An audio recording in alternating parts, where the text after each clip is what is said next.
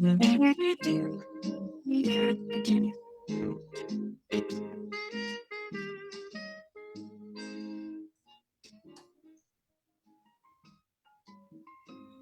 well, we'll go ahead and get started. I want to thank everybody for coming tonight. We're excited that we have deBruijn with us tonight. She's going to be talking about remembering our World War II fallen soldiers. And you want to tell a little bit before we get started about the display about Yes. Hunter? Yes, I was going to mention that we have with us a historic preservationist by the name of Hunter Bolster. He's 16 years old and he has amassed an enormous collection of World War II memorabilia. It's amazing. He knows more about World War II than anybody I know.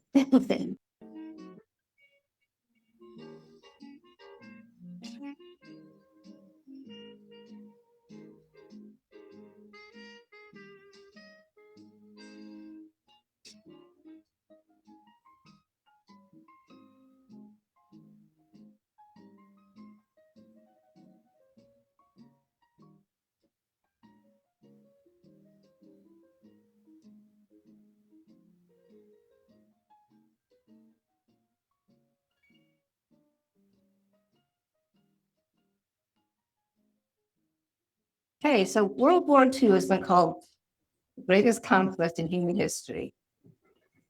Over 60 million people, including civilians, died in World War II. And that, of course, is just an estimate. No one really has a solid number, but that's an enormous number. Tonight, I'm going to be sharing the stories of some of those from Schoharie County who died in service during World War II. I obviously can't talk about them all due to time constraints, but I've chosen those from Sharon Springs, as well as a few others whose stories I particularly find significant. And, that can be a very somber topic, but I'm hoping that this will not be a sad program because it's my intention to honor them and also to share with you the ways that they continue to be honored by many people all over the world, and people who never knew them continue to honor them.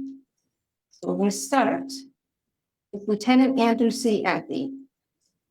Andrew Charles Empie was born in 1920 to parents Clarence and Helen Deminsky Empie. He was raised in Sharon Springs by his father and his paternal grandmother.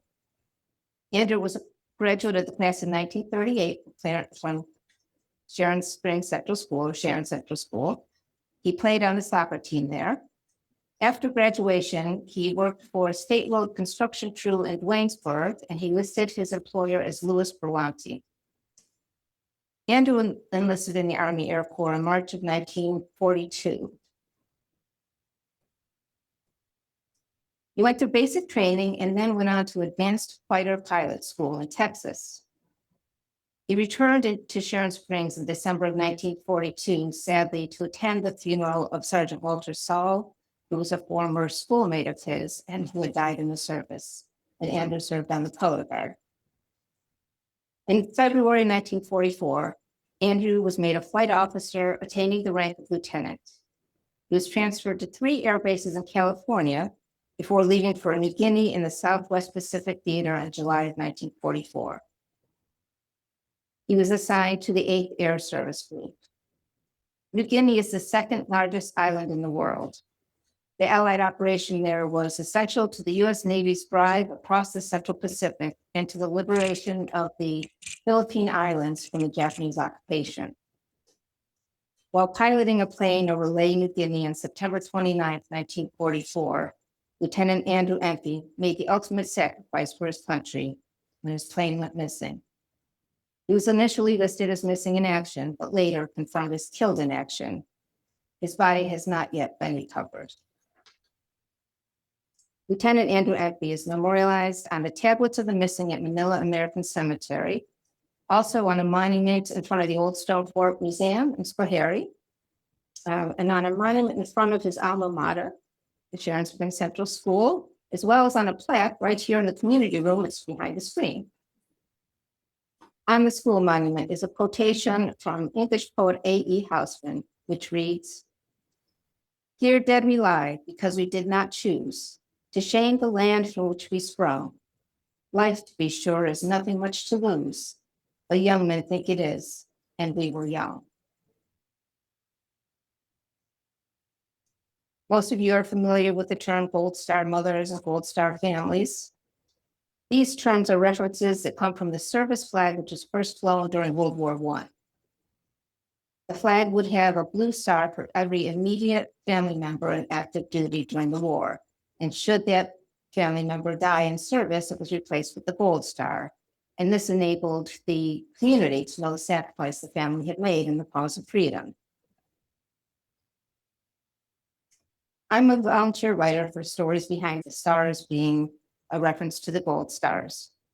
This is an initiative to organize a central digital location to collect the stories of each of the American service personnel who were killed during World War II. These are linked to war memorials and cemeteries, so visitors can read the stories of the fallen at their gravesite or virtually anywhere using the app Find a Grave. So this is an example of the final product, if you will. I had created this page for Andrew. And at the bottom, you can see there are tabs. The facts tab is where basically the information I gave you, but in bullet format. And then the stories tab is the story I read. However, tonight you're getting the abridged versions. There's a lot more information in there. The gallery tab, we upload as much information as we can, any images that we found, images of their draft cards, family photos. If I have a picture of his soccer team from high school, I would upload that. And then the sources, we always cite our sources. So you can kind of imagine, say, being at the Slate Hill Cemetery and standing by the grave of a fallen soldier from World War II. You could use your phone and find a grave, and then you click on a little tab halfway down that says World III Memorial, and it would take you to a page like this where you can then read all about the individual and see pictures of them and learn more about them. And again, this is an effort so that they're never forgotten. We'll always keep them in our hearts. Private Howard C. Slater. Howard Charles Slater was born in 1924 to parents Peter and Emmeline WWII Slater. Howard and his siblings attended Sharon Springs Central School, and his father died at a young age, but his mother remarried later.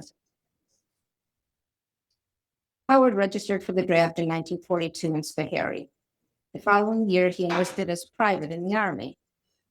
He was sent to Camp Butner in North Carolina for training, and he was assigned to the L Company 45th Infantry Division. While he was at Camp Butner, he received several letters from the freshman class at Sharon Springs Central School. He wrote them back a 2-page letter, thanking them for their support. And in it, he proudly shared the motto of L Company: every man a commando, and every commando a man. In closing, he wrote, "Keep them flying, boys. Keep them guessing, girls." I think he had a sense of humor. The 45th Infantry Division was sent to Italy, where they participated in the invasions of Sicily and Salerno, and they fought in the mountains near Cassino. In January 1944, they were transferred to Anzio, where they were engaged in battle with German forces directly on the front lines. They slowly advanced through heavy artillery fire. One serviceman from L Company later recalled that the artillery was so intense, he saw a wet haystack catch on fire. They took cover in a drainage ditch with their own tanks behind them, firing at the Germans, and the German tanks firing back. The infantry huddled in the mud, valiantly fighting against the Germans' last attempts to break through. Private Howard Slater was one of those infantrymen, and on February 19, 1944, he succumbed to wounds from artillery shell fragments. It was 2 months later when his mother, Emmeline, received a telegram stating that he was missing in action. She spent an entire month hoping and praying that that was not true. And then she received a second telegram stating that he had been killed in action. He was interred in the Sicily Rome American Cemetery, where 7,845 American military war dead rest. Howard's niece, Joyce Slater, born long after his death, paid homage to him during a visit to Rome, or a visit to Italy in 2017. Howard is fondly remembered by his living siblings, Rosemary, Lula, Georgia, and Roxana. I'm sorry, George and Roxana. George recounted to me fond memories of his revered big brother when they slept together beneath a feather tick during cold nights in their old house. And Joyce is here with us tonight. And thank you, Joyce, for doing that, for honoring him in that way. I first heard about Stories Behind the Stars a few years ago, and I thought I could try one or two more or less as a writing exercise. The first step in volunteering is to take some online training referred to as virtual boot camp. In boot camp, we are taught all the ways to do the research, many different ways, how to upload the information, link it all together, and post it. After I was done with boot camp, I was assigned to the Arlington Project. Now, you remember my goal of writing one or two stories. There are over 8,700 World War II U.S. dead buried in Arlington National Cemetery. To get started, I was getting a list of 6 names. Once I finished those 6, I asked for 6 more. And then more, I just couldn't stop. At that point, I just really felt the need to continue honoring these people. So I kept on going. And by then, my sister Kate, who lives in New Jersey, was also involved. She is on the call tonight on Zoom, somewhere out there. The two of us would spend hours on the phone talking about this. I mean, we just couldn't stop. She'd call me up and say, I have to tell you about this guy. And I'd call her. We'd help each other with our research. It was just endless. We just couldn't stop talking about it. As a matter of fact, we were preparing to see each other at a family wedding when my husband said to me, I do not want you and Kate talking about your guys all night long. Which we kind of did anyway. More than 421,000 Americans, men and women, gave their lives in service during World War II. Of that, 68 men and 1 woman are recorded as being from Schoharie County. Once we completed the Arlington Project, I decided to focus my efforts on our local hometown heroes, and I've been working on that ever since. This is the monument at the old stone fort. If you haven't had a chance to see it, I suggest taking a trip over there. It's really a very beautiful monument. And that's how I got started, basically. I just went down there, I took a picture, and that gave me all their names, and I started doing research.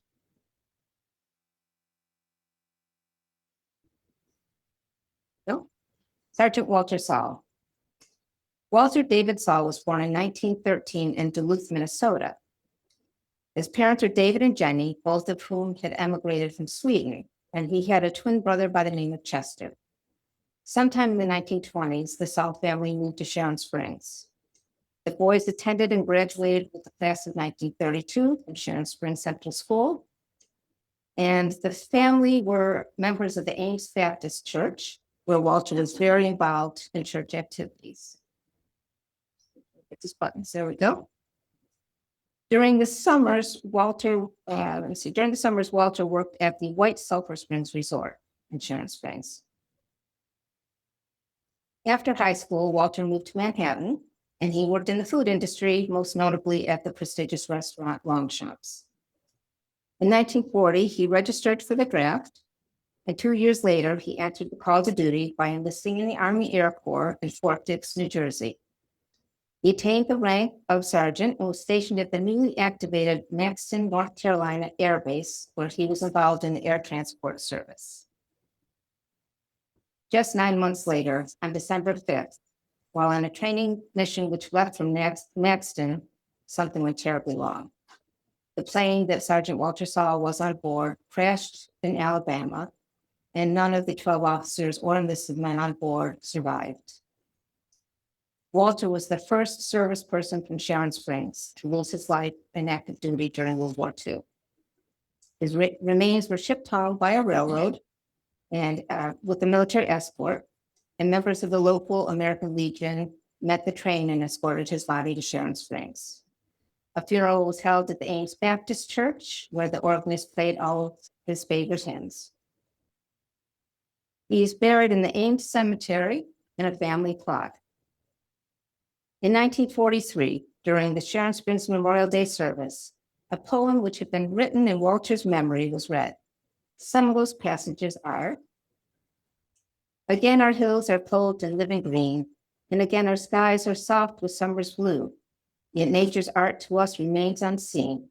for teardrops blind us when we think of you. Yet in our heart of hearts we hold thee near, with those brave lads, thy comrades, one and all. For thy great gift we shed the grateful tear. Oh, rest in peace, our hero, Walter Saul. It's beautiful. It was actually a very lengthy poem. Those are just a couple pieces of it. Walter died on U.S. soil. His body was recovered, and his family was able to hold a traditional funeral service. But for many, if not most, that wasn't the case. They died on foreign soil in the heat of battle. They were buried hastily and temporarily, and their families had no idea where they were buried. They usually just got a telegram saying that they died in Germany, died in France. That's all they knew. You can just imagine how agonizing that would be for a family. Throughout the program, you're going to hear me refer to the World War II Return of the Dead program. At the end of the war, the U.S. government offered families of American war dead two options. The first was they could be buried in an American military cemetery overseas, like the one that Joyce had gone to, and those cemeteries are beautiful. They're enormous. They're usually in places close to major battles, say Normandy, and those buried there are so respected and revered by the people in the communities around them. It's really amazing, and that was the very good option. The second option they were given was to have the remains repatriated to the United States, and this was referred to as the Return of the Dead program. Those who were coming back to the United States were shipped in caskets aboard Liberty ships that had been converted to funeral ships, most of which carried 6,000 caskets or more at a time. As soon as they reached the U.S., each and every one of them was given a military escort all the way to their hometown. They were treated with the utmost respect. And at this point, I would say I'd like to think about, the timing of this. We are so used to instant information now, instant communication, but back then it was quite different. So you can imagine all these letters having to be typed. I have one here. This is an example of a letter that one of our local families received. It's only a portion of it. It's a very lengthy letter, and it had pamphlets and things like that in it. So of course, each one of those letters had to be manually typed. We only had word processors back then. And I envision huge steno pools sitting there typing all these letters using carbon paper. You remember that. And then having to fold them up, stuff them in an envelope, and stick it in the mail. And then this unsuspecting family receives this letter from the War Department, in many cases, a couple of years after their loved one had died. It could be even 3 or 4 years after. And they open it up and they find that they have choices and they have a decision to make. Do they leave them where they are, or do they bring them home? And that would be a really difficult decision. Of course, most people have questions. So what could they do but sit down and handwrite a letter, mail it back to the War Department? Someone's got to come up with the answer, send that to the steno pool. You get the idea, back and forth, back and forth. There were times that just the decision could take upwards of a year to make because of the communication, the slow communication. And I've read quite a few of those letters back and forth between the families, and the emotions range, in some cases, from anger to thankfulness to confusion. It was a very hard decision for families to make. However, I do think that the American government really did something honorable in giving this option. To my knowledge, we are the only country who had ever done that at that point, offered to bring their war dead back home again. It was quite a process. This is technician 5th grade Lawrence Stevens. Lawrence Stewart Stevens was born in 1919 in Sharon Springs to parents Russell and Ruth Stevens, and he had 2 sisters. He was a graduate of Sharon Springs Central School, class of 1938, which was the same as Andrew Empie, the first gentleman I spoke about. He was very active in high school, participating in orchestra, glee clubs, soccer, basketball, and track. He was also a member of the Future Farmers of America, and he was an officer in that club. Lawrence registered for the draft at the age of 21. At that time, he was working as a machine operator at the Beechnut packing plant. In 1942, he enlisted in the Army infantry at Camp Upton on Long Island. He was assigned to Headquarters Company, 7th Armored Division. In August, he graduated from a radio operations and maintenance course at the Armored Force School in Fort Knox, Kentucky. He then attained the rank of Technician 5th grade, which is a level designated to recognize enlisted soldiers with special technical skills. The 7th Armored Division, nicknamed the Lucky 7th, arrived in the European Theater of Operations of June of 1944. At the end of September, the 7th Division was transferred to the Netherlands to participate in Operation Market Garden. During that time, Lawrence was wounded by artillery shell fragments and hospitalized. Once he was recovered, though, he was sent back to duty. On October 28th, the division was surprised by an enemy counterattack, during which time Lawrence received multiple shrapnel wounds to his back and legs, and this time they were fatal. His body was temporarily interred in the U.S. Military Cemetery, Henri Chapelle, in Belgium. And you can see by this picture just how beautiful these cemeteries truly were. And that's just a portion of it. In May of the following year, his mother, Ruth, wrote to the War Department in Washington, D.C., asking for more information about how her son had met his death.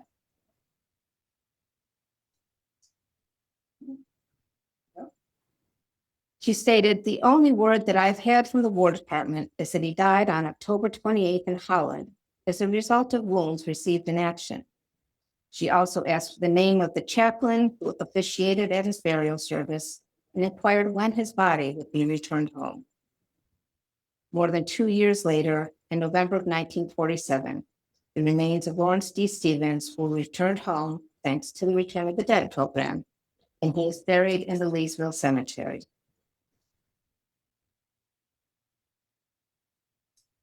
Private Everett Roberts. Everett and his twin brother Ernest were born in 1919 in Sharon. His parents were Holmes and Lena Roberts, and they had 7 children, 4 boys and 3 girls. At some point, the family moved to Cobblestone, I'm not sure when, but Everett was a graduate of Cobblestone Central School.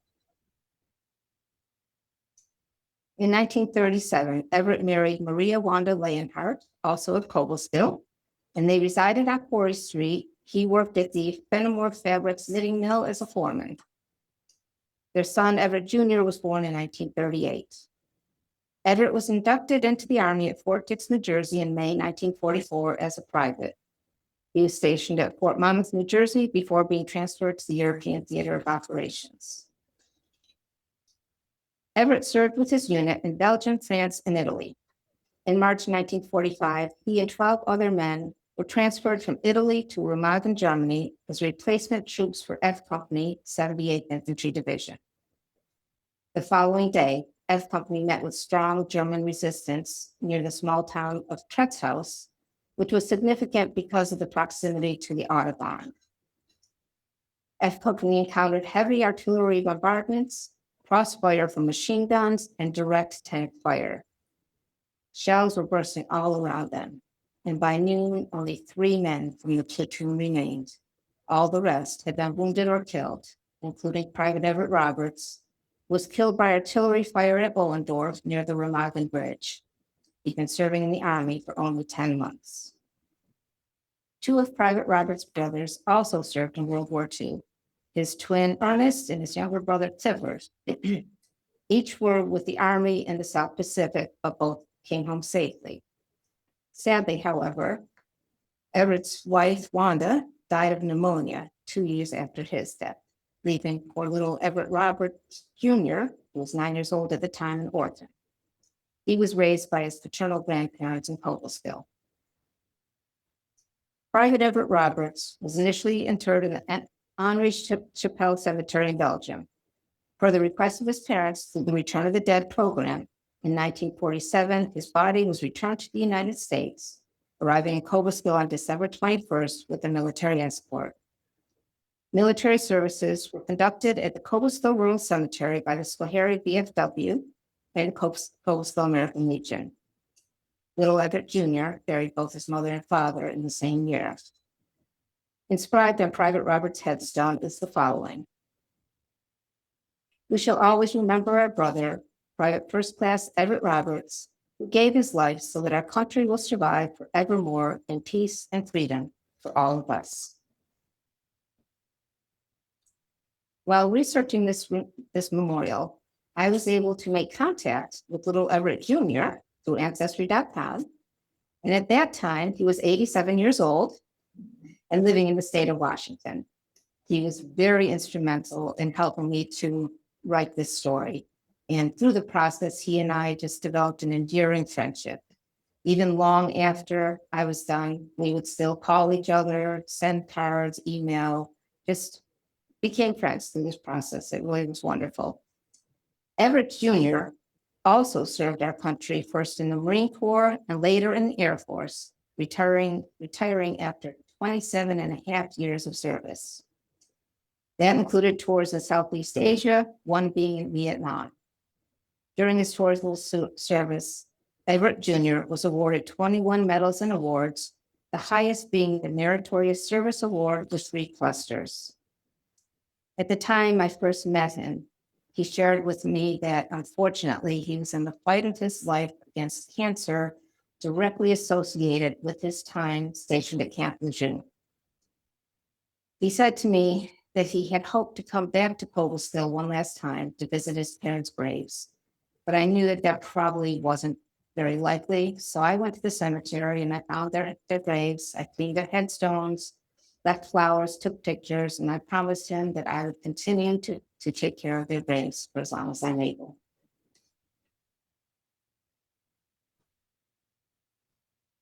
Private First Class Stanley R. Pratt. Stanley was born in 1919 in the town of Root to parents Elizabeth, also known as Marcy or Betty, and Roy W. Pratt. He was one of 6 siblings with 4 brothers and 1 sister. 4 sisters and 1 brother. By 1930, the family had moved to Richmondville. Stanley attended school through the 8th grade and then worked as a hired hand on neighboring farms.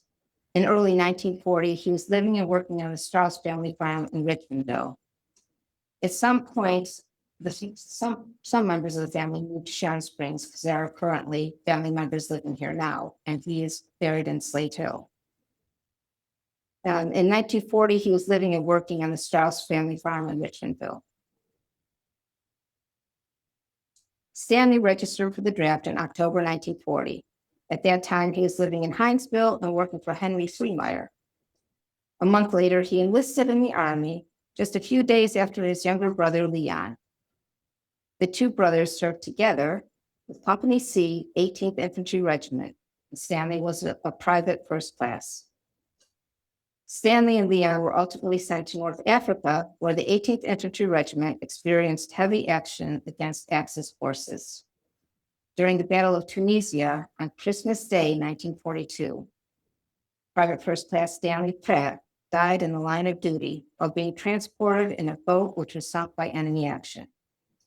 His personal effects were given to his brother Leon, who shipped them home to his father. Leon continued to serve until June 1944, when he was discharged after being wounded by aerial strafing.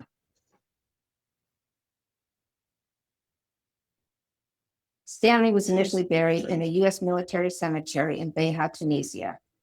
Through the Return of the Dead program, his remains arrived in Cobblestone with a military escort in June 1949, more than 6 years after his death.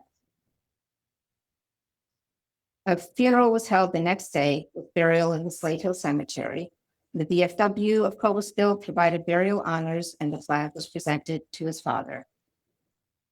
Stanley's youngest sister, Muriel, who was in her early teens when he died, vowed to keep his memory alive by passing down to future generations his Purple Heart Medal, as well as the flag bearing 48 stars, which had draped his coffin.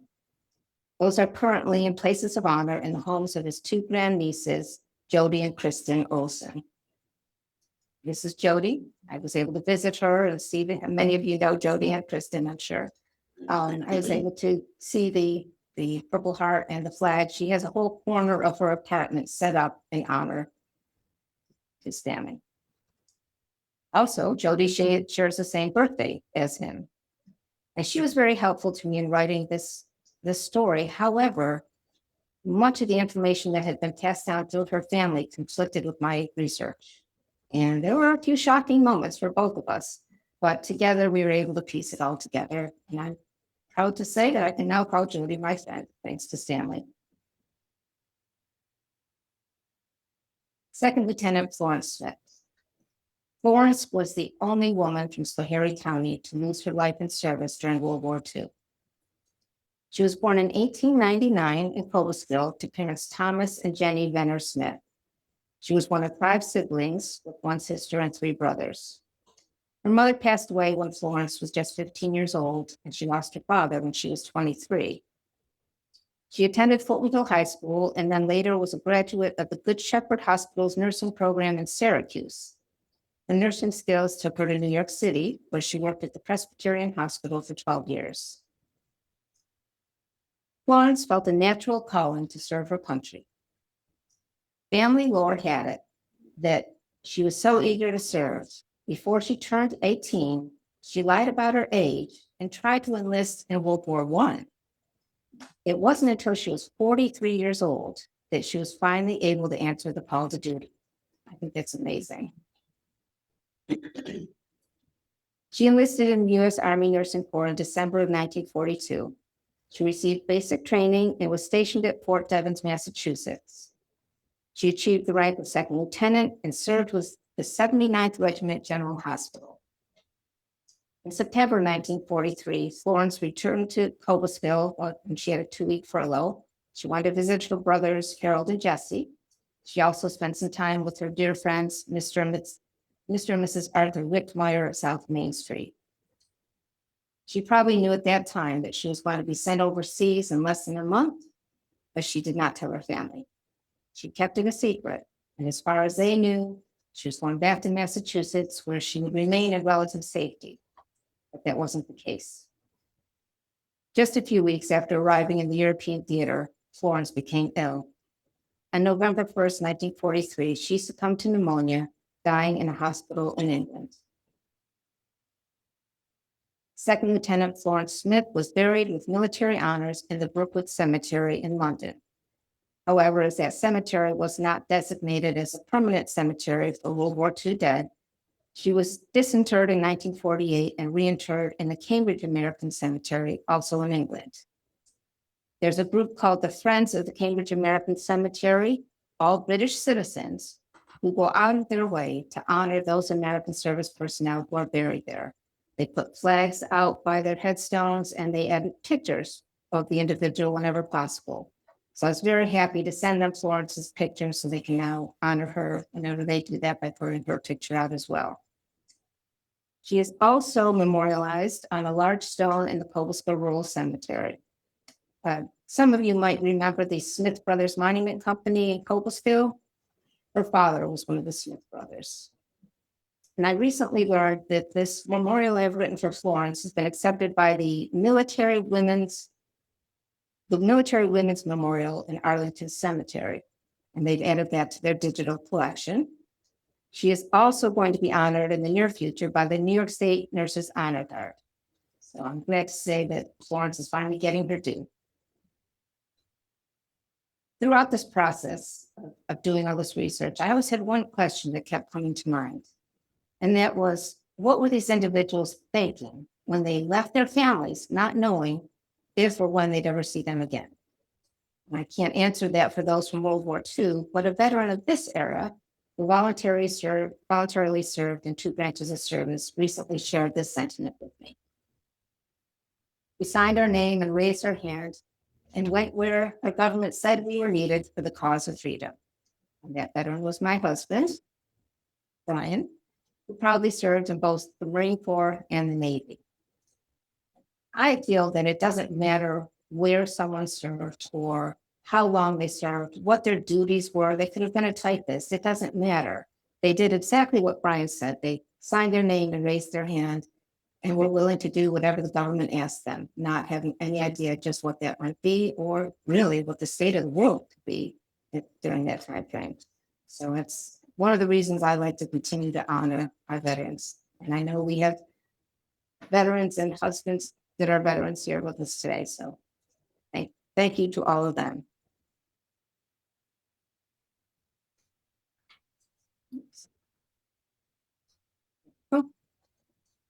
Staff Sergeant Robert F. Walker.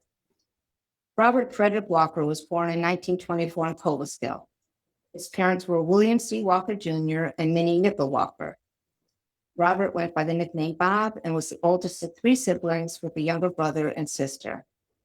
He attended Cobleskill Central School, where he met and fell in love with Barbara Underhill. The two of them spoke of a future together, but World War II intervened. While still a student in high school, Bob registered for the draft at the Schoharie County Courthouse. That was December of 1942. 2 years later, he enlisted in the Army and was assigned to the 80th Infantry Division. He attained the rank of Staff Sergeant. Before he left for the service, Bob asked 17-year-old Barbara to be his wife. She didn't say yes, but she didn't say no. She said, "Not yet. I'm from the war." The 80th Division set sail aboard the Queen Mary on July 4th, 1944, to the European Theater of Operations. The division crossed the English Channel in LSTs, which were ships used to transport tanks, vehicles, cargo, and troops on the beaches where there were neither docks nor piers. They landed on Utah Beach on August 2nd, 57 days after D-Day, and well into the invasion to liberate France. In September, Bob was injured by a shell fragment and was treated for a collapsed lung. But once his health was regained sufficiently, he was sent back to duty. On December 15th, he was injured again. This time it was a bullet wound to the stomach, and it was fatal. Staff Sergeant Robert F. Walker was originally buried in the Lorraine American Cemetery in France. But in 1948, as part of the Return of the Dead program, he was reinterred into a family plot in the Cobleskill Rural Cemetery. Bob had written several letters to Barbara Underhill while he was in service. Although she went out to marry and raise a family, the last letter she received from Bob became a treasured memento. In it, he wrote, "Maybe I'll be able to see you graduate next June. I don't know. I may be too optimistic." That letter was framed, along with news articles of his death, and hung on Barbara's living room wall for her entire life. After she passed away, her daughter, Annette Hornauer, continues to honor Staff Sergeant Robert F. Walker, a man she never knew, by keeping that letter hanging on her living room wall to this day. And I was able to meet up with Annette at the Cobleskill Cemetery. We cleaned Bob's headstone, and she showed me the letter, and it really is truly amazing that she continues to honor him in this way. The final story I'm going to share with you is from a man who is not from Schoharie County, nor had he ever set foot here. He does have a connection to the area, which I'll share with you. Captain C.A. Austin. Charles Ashley Austin Jr. was born in 1918 in Roaring Springs, Texas. C.A., as he preferred to be called, was voted most popular boy in his senior year of high school. C.A. enlisted in the Army Air Corps in 1941, and he was assigned to the 366th Fighter Group and was trained to pilot P-47 Thunderbolt aircraft. 2 years later, he married Antonetta, also known as Etta Rizzo, in Maryland. He sent a Western Union telegram home to his parents, notifying them of his marriage, simply stating, "Was married today. We'll write more later." While stationed in England in 1944, C.A. was promoted to captain and piloted a P-47 Thunderbolt he nicknamed the Etta II. He was awarded the first, second, and third Bronze Oak Leaf Cluster to the Air Medal for meritorious achievement while participating in missions over enemy territory. This is not the Etta II, but it is a P-47 Thunderbolt, and I like to show this because in a lot of the movies, World War II movies, we see those giant bombers with 8 or 10 crew members on them. The P-47 was a solo plane. The pilot was the navigator, was the bomber. He had to do everything for himself. And it took a very, very special person to pilot a P-47. Captain C.A. Austin's last mission was on July 4th, 1944, and he is heralded as a hero for his actions that day. Following a successful bombing mission of German-occupied France, the Editu was strafed by enemy fighter. While the terrified residents of the small village Laments looked on, the disabled aircraft careened directly toward them. At the last minute, it veered off, crashed into a cornfield, broke into 3 pieces. Captain Austin was thrown from the cockpit and died instantly. The mayor of Laments, defying the German occupiers, insisted on a burial for Captain Austin with full honors. Believing that his actions spared their lives that day, the entire village came out to honor him. And I've seen pictures, they have this horse-drawn hearse that was covered in flowers, just amazing.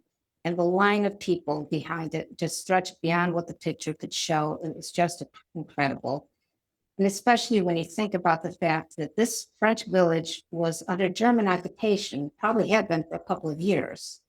They were told, do not do this. And they did it anyway, because they wanted to honor him. It's really amazing. After the war, his body was reinterred to the Normandy American Cemetery, where he rests in peace with over 9,000 other American service personnel who gave their lives in the liberation of France. On the 50th anniversary of his death, the villagers of Laments erected a monument in honor of Captain C.A. Austin, using a propeller from the Editu that they had kept hidden from the Germans as a centerpiece for the memorial. It's just amazing. He was also honored in 1995 in a speech given to Congress titled, "The Death of a World War II Hero, Captain Charles Ashley Austin, Jr." His widow, Etta, was presented with the congressional record of that speech. The tie to Schoharie County is through Diane Rizzo, who was a past regent of the Schoharie chapter of the Daughters of the American Revolution. Diane's husband, Russ, is Etta's nephew. When Etta died, they found several boxes of items belonging to CA, including the honors and awards bestowed upon him in France. Diane felt that these needed to be saved, and she hung on to them for 10 years, always feeling that they really belonged to his family, but she knew very little about him. She had never met him, and absolutely nothing about his family. So she just hung on to them to save them. I have known Diane for several years, and she heard about this project that I was doing. And so she contacted me and she said, I have something to show you. So I met her over at Schoharie at LaSalle Hall, and she brought all those boxes with her and laid out all these items. And I was just in awe. I thought to myself, this man may not be from Schoharie County, but I am going to write his story. It was just so amazing. And in the process of doing the research, I came across an email address that I thought there was a slim possibility could belong to one of his family members. So I gave it to Diane. She reached out, and sure enough, it was CA's great niece, someone who had never met him, but she was thrilled to find out that Diane had all of this. Diane shipped the boxes to them, and 80 years after his death, his family was reunited with his memorabilia, and they were ecstatic. However, that's not the end of the story, because Diane did not return everything. Before his death, CA sent Etta a $1 bill that he had several members of his squadron sign. Etta carried that $1 bill along with a picture of CA in her wallet until the day she died, passing it on then to Diane, who carries it in her wallet to this day. Thanks to Diane, Captain C.A. Austin will not be forgotten. Volunteering for Stories Behind the Stars has been a very rewarding experience for me. Probably tell I like to talk about it. Last year, my sister Kate and I traveled to Arlington together to visit some of the graves of the men we had written memorials for during the Arlington Project. And that was an extremely rewarding experience for us. Although I admit we got a little corny, we'd get to one of the headstones with her guy and she'd pull out her phone and read me his story. And I would get to one of my guys and I would do the same thing. And we made our way through Arlington Cemetery, reading stories back and forth to each other. But it really was very meaningful to us. I'd like to conclude the program with this sentiment. A person dies twice, once when they take their final breath, and later, the last time someone speaks their name. It's the mission of the Stories Behind the Stars volunteers, as well as people like Diane and Annette and Jody and Joyce, to make sure that these people are not forgotten, that we continue to honor their memories. Any questions? Sue, can you hear me? Yes. Yes. Hi, it's Alan Richer. I wanted to just make you aware of a group that I volunteer for, but it's there's this gentleman who was a chief of police in both Hollywood, Florida, and Dallas, Texas, and he was also in charge of one of the labs in Hawaii. And I don't know whether people are aware of this, but there's actually thousands of boxes of human remains going back more than 80 years. And he worked there and he was a whistleblower because he said that the Congress funds this thing with about $200 million a year, but there was no sense of urgency. And so what he had done is he had come up with a computer program to try to figure out the likelihood of who some of these people were. And he has a group, which again, I volunteer for, but what we do is we try to use reverse ancestry to find the nearest living relative of these people to get DNA. And then they use that to match what's on the human remains. And they've been very successful getting a lot of people. So if anybody's interested, you can Google Chief Rick, what's his, hold on a second, I'll give you his exact thing here in a second here. Chief Rick Stone and Family Foundation. And you can read all about him. He also has this whole thing, podcast called No Home for Heroes, I think it's called. And the reason I got involved in this is that my mother, before she married my father, she was engaged to a man who, well, he was in the Marines, which, you know, today is the 250th anniversary of the Marines. He was 19 years old and he got killed on the very first day of the Battle of Tarawa out in the Pacific.